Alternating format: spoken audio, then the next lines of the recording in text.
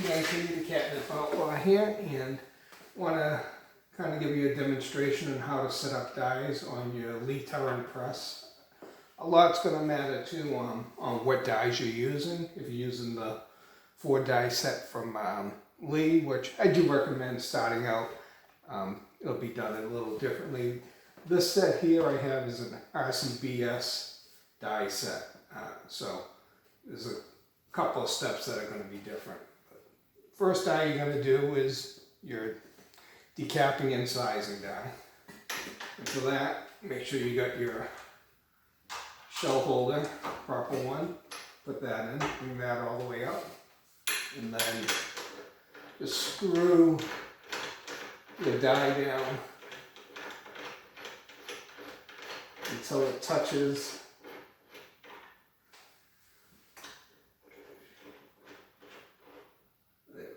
and then you would tighten it up, bring it down, and well, put a case in, and then just crank it up, and make sure you're sizing.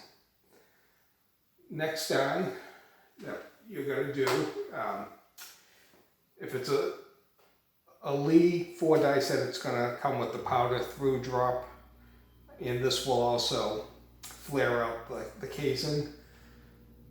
If you don't have a Lee die set, you're going to have to buy this or do your powder charge manually. So I picked one up for the 44 Magnum set here. That's what I'm setting up. Rotate it over, bring it up, and again you will crank it down.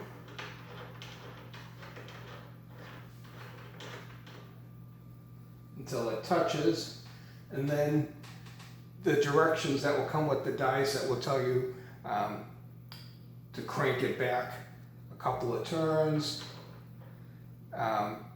usually one full turn, or for if it's a Magnum, or 10 millimeter if you get a 40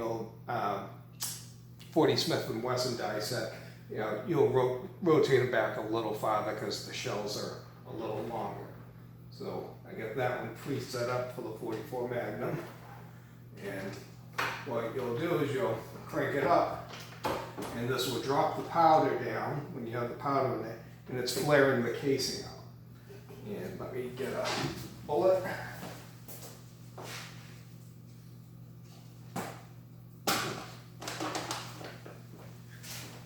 Got to get one over here. And what you'll see is now the bullet will slide in there a little bit easily so you can get it for the next stage. Now, if you had a lead die set, the next one will seat the bullet. And then you'll have a 4th die that crimps it. On a RCBS one, this die here, which I really don't need it in there, is this one is the flaring die. So the powder through flaring die does both steps. But the same thing for this die, you have it cranked up, spin this down,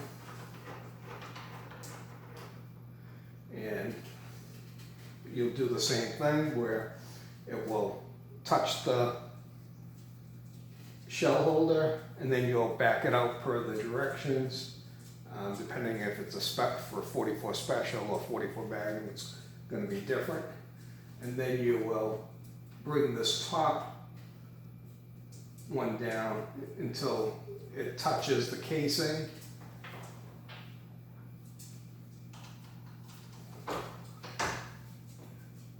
And when it touches the casing and flares it out to the point that you want, it'll be set. You don't want to over flare your case. First of all, it's going to wear your brass out quicker. You just need it just enough so the bullet will seat in there nicely. But if you have a lead die set, it's going to be taken care of with the powder through. So this one I really am not concerned with really setting up because it doesn't really need to be in there. It's already taken care of. The fourth one, which actually, this one's already sized.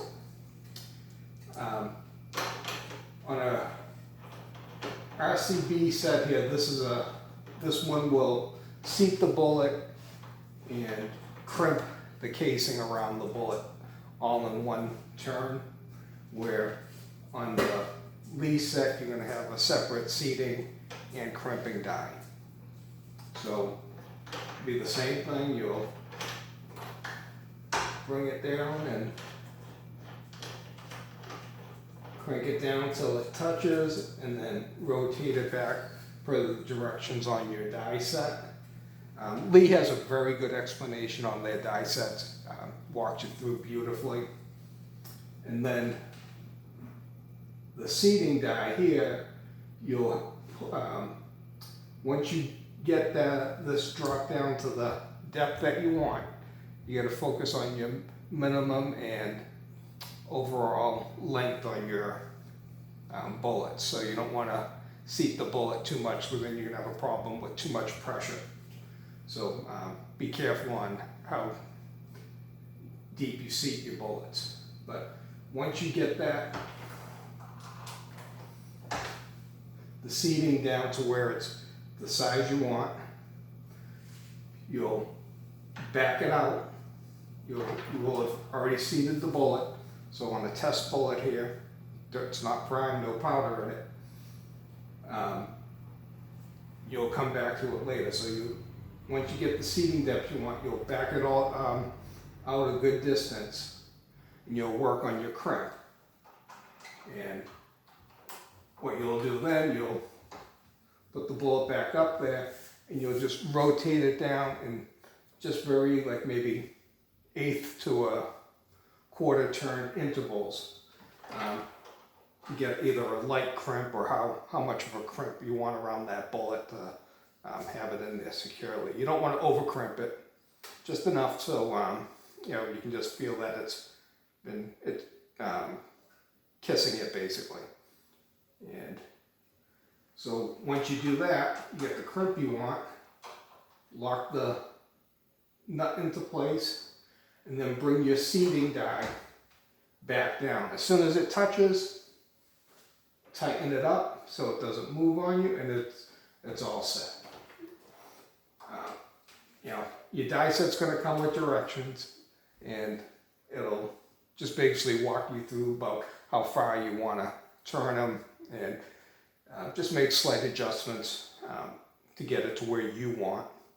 But just very focus on your minimum overall length, because you don't want it to be too low to have excessive pressure, and you also don't want it too long, because then you're going to have problems with it fitting into either your cylinder for a revolver or in your magazines for semi-automatic. So, very simple process. Like I said, it's all going to start with cranking it up and touching it, and then you're just going to basically rotating out of them per the directions, and make sure everything gets tight and locked into place, and you're good to go. The great thing about a Lee turret press is you can buy these spare turrets and set all your dies up on it, and then you're good to go. You can take it out, set up another caliber on it. The turrets only cost about $12 roughly, so it's very inexpensive to have one for each of your caliber setups. And then once you get you get it, you can set it up, and you don't have to worry about it again. You're not having to constantly unscrew them and put in a new caliber. Very cheap investment for that. Where if you get a Dillon press, it's much more expensive to have your caliber change kits. You're looking at between the caliber change and the powder drop and stuff, around the $150. I think the kit itself is $125-ish, and then if you whatever your die set you're putting in there too. Where this, $40 die set, $12, and then if you want to get another powder drop to have individual ones, those run about $30 to $40 for a Lee powder drop. So that's how we set up the dies. I haven't done a 44 Magnum run yet, so I'll be doing that. I don't know if I'll do it this weekend or next. I just want to focus more on a recipe for it. I've been doing 9mm, 40 caliber, 38 special, and 357 Magnum. So this will be a new caliber for me. So I want to kind of research the recipe for what powder. I haven't decided. I have a couple of Magnum powders I can use. So I got to see which one I want to go with. So hopefully that helps you out, and don't be intimidated by it. It's relatively easy process. There's plenty of video help out there for you. Like I said, if you get a Lee 4-die kit, it's very self-explanatory. This is what you'll get. Covers a lot of bases for the calibers. This is the 40 Smith & Wesson 10mm one, and walks you through the directions perfectly. Very, very easy. Lee does a pretty good job with that. It's very good for a beginner setup. Well, happy reloading, and good luck with it. Two Gun Kitty signing off.